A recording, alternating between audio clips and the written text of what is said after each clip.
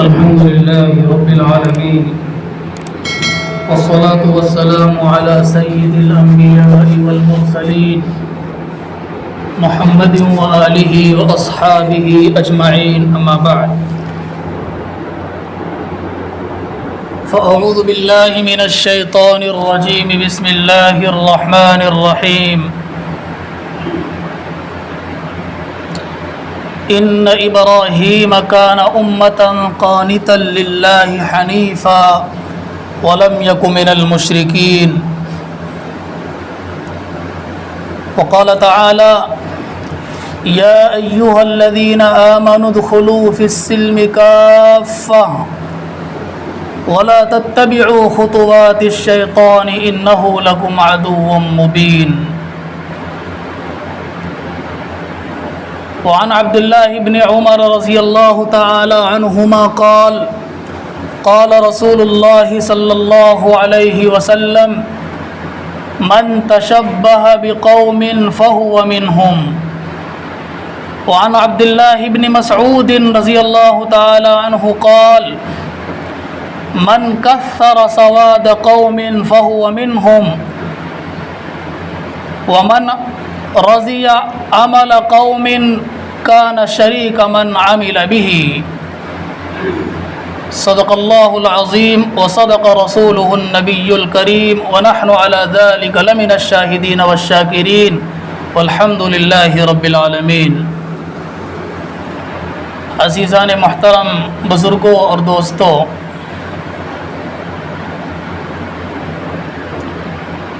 ابھی چند دن پہلے بقرعید کا دن گزرا ہے. اس دن اور اس سے پہلے آنے والے جمعوں میں حضرت ابراہیم علیہ السلام کی سیرت کے متعلق باتیں بیان کی گئی ہوں گی. آپ حضرات نے سنا بھی ہوگا اور سمجھا بھی ہوگا کہ حضرت ابراہیم علیہ السلام کو اللہ تعالیٰ نے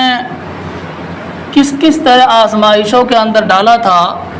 اور تمام طرح کی آزمائشوں میں وہ کامیاب ہوئے تھے. قرآن کریم کے اندر حضرت ابراہیم علیہ السلام جو کہ ایک تنہا فرد ہیں، لیکن تنہا اور اکیلے ہونے کے باوجود اللہ رب العزت نے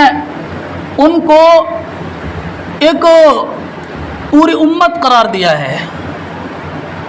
تنہا حضرت ابراہیم علیہ السلام کو ایک انجمن قرار دیا ہے اور یہ فرمایا کہ حضرت ابراہیم علیہ السلام تو اللہ تعالیٰ کے اطاعت گزار تھے اور تمام ادیان سے ہٹ کر کے ایک اللہ رب العزت کی جانب مائل تھے. اس کے علاوہ کسی کی پرستش اور عبادت کرنے والے نہیں تھے. سارے انبیاء ایسے ہی ہوتے ہیں. جتنے بھی انبیاء و رسول کو اللہ رب العزت نے اس دنیا کے اندر مبعوث فرمایا ہے، سب کے سب مشترکہ طور پر توحید کی دعوت کو لے کر اس دنیا کے اندر تشریف لائے تھے. لیکن ان تمام انبیاء میں ایک نمایاں مقام اس مسئلے کے تعلق سے حضرت ابراہیم علیہ السلام کو حاصل ہے. چنانچہ جب سے انہوں نے آنکھیں کھولی ہے اس وقت سے لے کر آخر تک توحید ہی کی دعوت دیتے رہے. جس گھر میں حضرت ابراہیم علیہ السلام آنکھ کھولے ہوئے تھے وہ گھرانہ بت پرستوں کا تھا، اور بت پرستوں ہی کا نہیں بلکہ بت سازوں کا تھا، بت بنانے والوں کا تھا. خود حضرت ابراہیم علیہ السلام کے جو والد تھے آزر، وہ خود بتوں کو بنا کر کے اپنے ہاتھوں سے بازار کے اندر فروخت کیا کرتے تھے. بہت سخت انداز میں حضرت ابراہیم علیہ السلام نے اپنے والد گرامی کو اس عمل سے روکا تھا. بہت پیار سے، بہت نرمی اور شفقت سے روکا تھا. والد کا مقام اور مرتبے کا خیال رکھتے ہوئے ان کو روکا تھا اور کہا تھا یا ابت لم تعبد ما لا يسمع ولا يبصر ولا يغني عنك شيئا. ابا جان، آپ ایسی چیز کی عبادت کیوں کرتے ہیں جو نہ تو آپ کو نہ تو وہ کسی چیز کو سن سکتی ہے اور نہ ہی کسی چیز کو دیکھ سکتی ہے اور نہ ہی آپ کو ذرہ برابر بھی وہ فائدہ پہنچا سکتی ہے۔ یا ابت لم تعبد الشیطان، ابا جان آپ بتوں کی پرستش کیوں کرتے ہیں، آپ شیطان کی پرستش کیوں کرتے ہیں؟ ان الشیطان کان للرحمن عصیا، شیطان تو اللہ تعالیٰ کا جو رحمان ہے رحیم ہے اس کا سب سے بڑا نافرمان ہے۔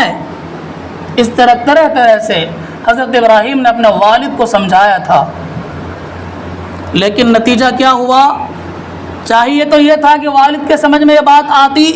کہ میرا بیٹا ٹھیک کہہ رہا ہے، خود اپنے ہاتھوں سے بنائی ہوئی مورتی مجھے کیا فائدہ پہنچا سکتی ہے، یہ بات سمجھ میں آنی چاہیے تھی، لیکن نہیں آئی۔ دھمکی دے ڈالا، لئن لم تنتہی لأرجمنک واہجرنی ملیہ، کہ اے ابراہیم سن لے کان کھول کر، اگر تو نے اپنے اس کام سے اپنے آپ کو دستبردار نہیں کیا، اپنے آپ کو علیحدہ نہیں کیا اور اسی توحید کی تبلیغ کرتے رہے تو میں تمہیں پتھر مار مار کر ہلاک کر ڈالوں گا۔ حضرت ابراہیم علیہ السلام نے باپ کا جملہ سن کر غصہ نہیں کیا تھا، پھر بھی شفقت بھرے انداز میں کہا تھا سأستغفر لک ربی انہ کان بی حفیہ، کوئی بات نہیں، آپ اگر مجھے مارنے کی دھمکی دیتے ہیں اور گھر سے نکلنے کی بات کہتے ہیں، کہتے رہیے، میرا کام یہ ہے کہ آپ میرے والد ہیں، اس لیے میں آپ کے لیے اپنے پروردگار سے مغفرت کی دعائیں کرتا رہوں گا۔ چنانچہ دعائیں کرتے رہے یہاں تک کہ اللہ رب العزت کی جانب سے یہ حکم آ گیا ما کان للنبی والذین آمنوا ان یستغفروا للمشرکین ولو کانوا اولی القربى، کہ کسی مسلمان کے لیے، کسی نبی کے لیے یہ بات بالکل جائز نہیں ہے کہ وہ مشرکین کے لیے اور کافروں کے لیے دعائیں مغفرت کرے۔ چنانچہ حضرت ابراہیم علیہ السلام تک یہ بات جب پہنچی ہے کہ اللہ رب العزت نے منع کر دیا مشرکوں کے لیے استغفار کرنے سے تو رک گئے۔ فلما تبین لهم انهم اصحاب الجحیم، حضرت ابراہیم علیہ السلام کو جب یہ بات پہنچی ہے کہ میرے والد کا انتقال شرک کی حالت میں ہوا ہے تو انہوں نے براءت ظاہر کر لی اور اللہ رب العزت کے سامنے توبہ کیا تھا۔ خیر، یہ پوری تفصیل ہے جو آپ نے سن رکھا ہے بقرعید کے تقاریر میں اور خطبوں میں۔ ہمیں اس بات کو بیان کر کے یہ بتانا ہے کہ جس ابراہیم علیہ السلام کے نام لیوا ہم ہی نہیں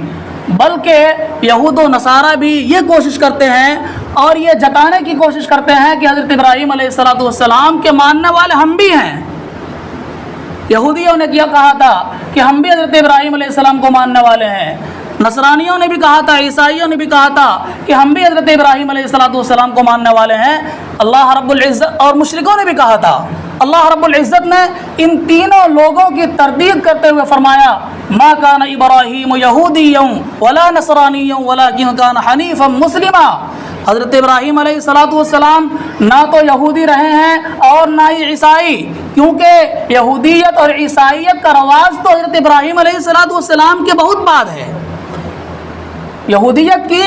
ابتدا حضرت موسیٰ علیہ السلام کے زمانے سے ہے اور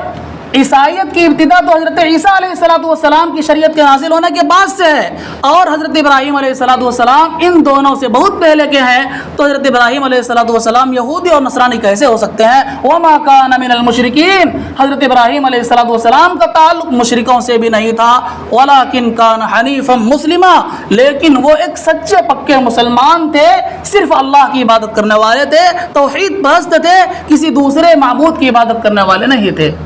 میرے محترم بزرگ اور دوستو، ان ساری باتوں سے اور ساری قرآن کی آیات سے ہمیں اور آپ کو یہ بات سمجھ لینی چاہیے کہ اسلام کے اندر شرک اور بت پرستی کی قطعاً اجازت نہیں ہے، اسی لیے ہر ایسے کام سے ہماری شریعت میں روک دیا گیا ہے کہ جس کام کے کرنے سے یہ پتہ چلتا ہو کہ شاید اس کو کفر اور شرک والا عمل پسند ہے۔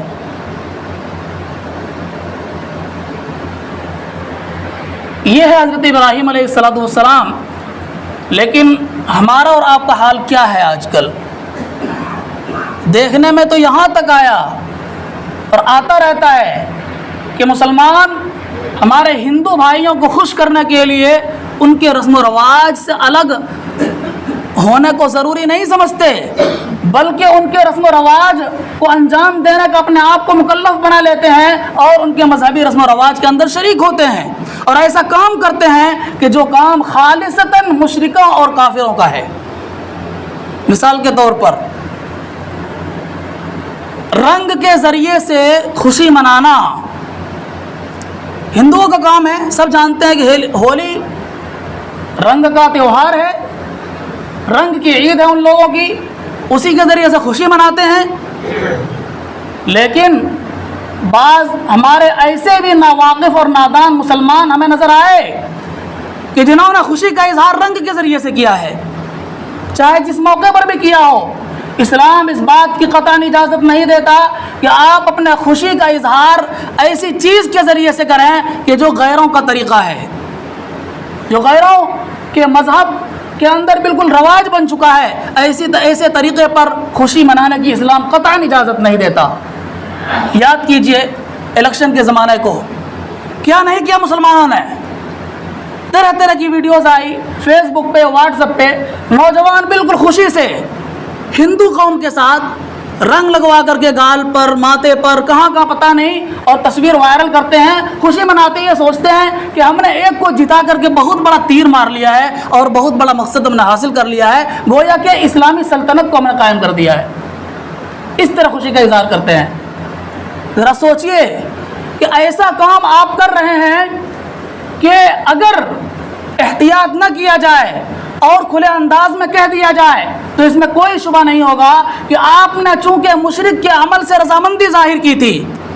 آپ نے چونکہ کافر قوم کے عمل کو پسند کیا تھا، اور حدیث کی روشنی میں حضرت عبداللہ ابن مسعود رضی اللہ تعالی عنہ کے فرمان کے مطابق من رضی عمل قوم کان شریک من عمل به، کہ جو آدمی کسی قوم کے عمل سے راضی ہوتا ہے گویا کہ اس کام کو کرنے والا وہ بھی ہوتا ہے۔ تو آپ نے جب رنگ لگا لی اپنے چہرے پر اور خوشی کا اظہار کر لیا تو گویا کہ آپ نے یہ کہہ دیا اور اس بات کا کھلے طور پر اعلان کر دیا کہ بھائی ہندوؤں کا جو رسم و رواج ہے، رنگ کے ذریعے سے خوشی کا اعلان جو کیا جاتا ہے وہ ہمیں بھی پسند ہے، یہ کوئی بری چیز نہیں ہے۔ کہاں تک چلے گئے؟ سوچئے کہاں جا رہے ہیں۔ اسلام مکمل شریعت ہے، مکمل زندگی گزارنے کی رہنمائی کرتا ہے اسلام کے اندر کوئی ایک ایسا شعبہ نہیں ہے کہ جس کے اندر ہماری رہنمائی نہ کرتا ہو۔ اسلام نے جہاں ہمیں خوشی کے مواقع دیے ہیں، خوشی منانے کی اجازت دی ہے، وہاں خوشی منانے کی حدود بھی متعین کر رکھے ہیں۔ جب آپ مسلمان ہیں اور اسلام کے اندر داخل ہو چکے ہیں تو ہم پر اور آپ پر تمام کے اوپر یہ لازم ہے کہ ہم ایسا کام ہرگز نہ کریں کہ جو اسلامی شریعت کے مخالف ہو، جس سے اللہ کے نبی صلی اللہ علیہ وسلم نے ہمیں منع کیا ہو۔ اس لیے مسلمانوں سوچنے سمجھنے کی ضرورت ہے، ایک ایک قدم پھونک کر رکھنے کی ضرورت ہے۔ جو قوم اللہ پر ایمان نہیں رکھتی، مسلمان نہیں ہے، اسلام کے اندر داخل نہیں ہے، وہ جو چاہے کرے، ہم اس کو دیکھ کر کے انہیں جیسا کام کرنے لگیں، یہ مسلمان کی شان نہیں ہے، یہ اسلام کے بالکل مطابق نہیں ہے، اسلام کے موافق نہیں ہے۔ اسلام سختی سے ان سب چیزوں کی ممانعت کرتا ہے۔ اس لیے آئندہ اس طرح کی چیزوں سے کلی طور پر احتراز کرنا چاہیے اور پہلے معلوم کر لینا چاہیے کہ آیا اس طریقے پر ہم خوشی منا سکتے ہیں کہ نہیں۔ اگر منا سکتے ہیں خوب منائیے خوشی، لیکن اسلام کے دائرے میں رہتے ہوئے خوشی منائیے۔ میرے محترم بزرگوں اور دوستو، اسی مناسبت سے محرم جو ہمارے اور آپ کے بیچ کچھ ہی دنوں کے بعد آنے والا ہے، اس کے اندر بھی مسلمان طرح طرح کی خرافات کرتے ہیں۔ ایک بے جان لکڑی اور بانس کے سہارے سے ایک کپڑا کھڑا کر دیتے ہیں، اور بعض لوگ، اکثر نہیں، کچھ ہیں دو چار، جو یہ سمجھتے ہیں کہ حضرت حسین رضی اللہ تعالی عنہ جو نبی پاک علیہ الصلوۃ والسلام کے نواسے ہیں، وہ اس نشان کے ساتھ زندہ ہو جاتا ہے۔ اسی لیے آپ نے دیکھا ہوگا اور ہم نے بھی دیکھا تھا بچپن میں، اب تو محرم کے اندر رہنے کا اتفاق نہیں ہوتا، کہ جس گھر کے دروازے پر جاتا ہے نشان لے کر کے تو اس بانس کے اوپر پانی ڈالا جاتا ہے اور ثواب کا کام سمجھتے ہیں۔ یہ سمجھتے ہیں کہ گویا کہ ہم نے حضرت حسین رضی اللہ تعالیٰ عنہ کے پیر کو دھو دیا، ان کا اکرام کیا ہے، ان کی عزت کی ہے۔ غور کیجئے کتنا خطرناک عمل ہے یہ۔ ایک شخص جو دین کی بلندی کے خاطر سر کٹا کر شہید ہو چکے اور اللہ رب العزت کے پاس جا چکے، وہ دوبارہ دنیا کے اندر کیوں کرائیں گے؟ بعض لوگ یہ سمجھتے ہیں کہ مرنے کے بعد مردے زندہ ہو کر کے گھروں کا چکر لگاتے ہیں، آتے ہیں گھر کے اندر کچھ کھانے پینے کے لیے یا شب برات کے موقع پر آتے ہیں۔ یہ خیال بالکل غلط ہے، اس کی کوئی اصل نہیں ہے۔ جب ایک شخص مر گیا، مرنے کے بعد اگر وہ اچھا انسان ہے، اگر اس نے اپنی زندگی اللہ اور اس کے رسول صلی اللہ علیہ وسلم کی فرمان کے مطابق گزار کر کے چلے گئے ہیں، تو وہ آرام سے رہے گا اس دنیا کے اندر، جنت کی نعمتوں سے لطف اندوز ہوگا، وہ دنیا کے جھمیلوں میں آ کر کیا کرے گا؟ اور اگر وہ برا ہے، خدا نخواستہ اگر وہ برا ہے، تو اس کے لیے جہنم کی کھڑکیاں کھول دی گئی ہیں، وہاں کے سزاؤں کے اندر وہ مقید ہے۔ فرشتے ان کو اتنی مہلت کہاں دیں گے کہ وہاں سے نکل کر کے اپنے گھروں کے اندر آئیں اپنے اعزاء اور اقربا سے ملاقات کرنے کے لیے۔ اس لیے میرے محترم بزرگوں اور دوستوں، اس طرح کی ان تمام چیزوں سے ہمیں اور آپ کے اوپر بچنا لازم اور ضروری ہے کہ جو چیزیں اسلام کے بالکل مخالف ہے، اسلام جن چیزوں کی قطعاً اجازت نہیں دیتا، ہم ایسے چیزوں سے کلی طور پر اجتناب کریں۔ میں عرض یہ کر رہا تھا کہ ہمیں ہر ایسے کام سے کلی طور پر بچنا چاہیے کہ جو اسلام سے مطابقت نہیں رکھتی۔ آج ہماری انہی سب برائیوں کی وجہ سے اور ان سب چیزوں سے نہ بچنے کی وجہ سے ہماری حالت کیسی ہے ہم خود دیکھ رہے ہیں۔ ہر شخص یہ کہہ رہا ہے کہ بارش نہیں ہو رہی ہے، بارش نہیں ہو رہی ہے، پیداوار نہیں ہوگی، مارا ہو جائے گا، لیکن یہ نہیں سوچتا کہ بارش کیوں نہیں ہو رہی ہے۔ آپ کے علاقے کو چھوڑ کر، یو پی کے بعض علاقوں کو چھوڑ کر سارے جگہوں میں بارش ہو رہی ہے۔ جائیے آپ ممبئی کا علاقہ اور دوسرے علاقے میں، گجرات کے علاقے میں خوب بارش ہو رہی ہے، اتنی بارش ہو رہی ہے کہ لوگ وہاں بارش سے پریشان ہیں۔ گھر سے نکلنے کا ان کے لیے ایسا وقت نہیں ہے کہ جس میں وہ نکل کر کے بغیر چھتری کے نکل جائے اور بغیر بھیگے واپس آ جائے۔ لیکن آخر کیا وجہ ہے کہ ہمارے اس علاقے میں یا بعض دوسرے علاقے میں بارش نہیں ہو رہی ہے؟ میرے محترم بزرگ اور دوستو، ضرورت ہے کہ ہم اپنے اعمال کی جانب نظر کریں، یہ سوچیں کہ اللہ ہم سے کون سی ایسی غلطی ہو رہی ہے کہ جس کی وجہ سے ہمارے اوپر اس بارش کے موسم میں بھی بارش نازل نہیں فرما رہے ہیں۔ سب لوگ اگر سچے دل سے اخلاص کے ساتھ مسجد کا رخ کریں اور ہر شخص تنہا ہی اللہ رب العزت کے سامنے گریہ وزاری کریں، دعا کریں، تو مجھے نہیں لگتا کہ اللہ تعالیٰ کو آپ لوگوں کے اوپر اور پورے علاقے والوں کے اوپر رحم نہ ہے۔ وہ تو رحیم و کریم ہے،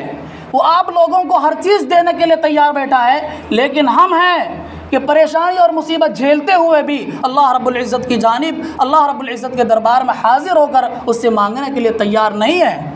میرے محترم بزرگ اور دوستو، اس لیے میں گزارش کروں گا کہ اولاً سب لوگ سچے دل سے اللہ رب العزت کے سامنے توبہ کرے، اپنے گناہوں سے اللہ رب العزت کے سامنے معافی مانگے، اور جتنا زیادہ ہو سکے الگ الگ طور پر صدقہ اور خیرات نکالنے کی کوشش کرے۔ صرف زکوٰۃ ہی واجب نہیں ہے، مصیبت آئی ہے اور مصیبت کو دور کرنے کا سب سے بہترین ہتھیار صدقہ ہے۔ جس سے جتنا ہو سکے اتنا اپنی وسعت کے حساب سے اپنے آس پاس میں جو غریب ہے، جو پریشان لوگ ہیں، ان کی امداد کریں۔ ہو سکتا ہے اللہ رب العزت ہمارے اس طریقے کو پسند کرے اور ہم سے راضی ہو جائے اور رحمت کی بارش نازل فرما دے۔ اللہ تعالی ہم سب کو ان کہی ہوئی باتوں کے اوپر عمل کرنے کی توفیق عطا فرمائے۔ وآخر دعوانا الحمد للہ رب العالمین۔